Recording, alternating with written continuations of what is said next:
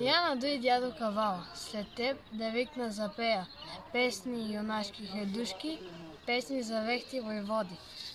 За Чавдар, страшен хайдутин, за Чавдар, вехта войвода, синът на Петка Страшника.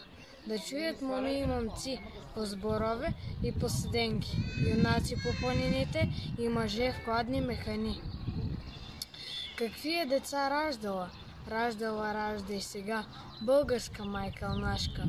Какви е момци хранила? Храни и днеска, нашата земя хубава. Аз, че мен дядо додея, любовни песни да слушам, а сам за тегло да пея. За тегло, дядо, сюрмашко, и за своите си кахари черни ядове. Тъжно ми е, дядо, жално ми е, ала засвири, не бой се, аз нося сърце юнашко. Глас имам меден загорски.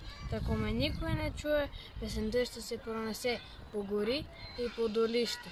Горите ще я поемат, долище ще я повторят. И тъгата ми ще мине, тъгата, дядо, от сърце.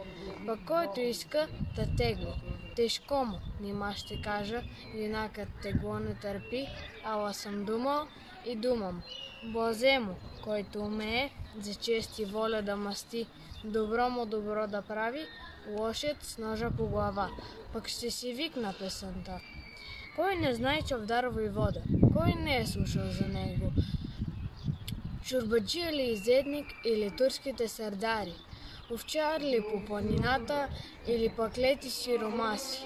Водил бе Чавдар дружина, тъкмо до 20 години и страшен беше хайдутин за чорбаджи и турци, ала за клети сиромаси криво бе Чавдар войвода.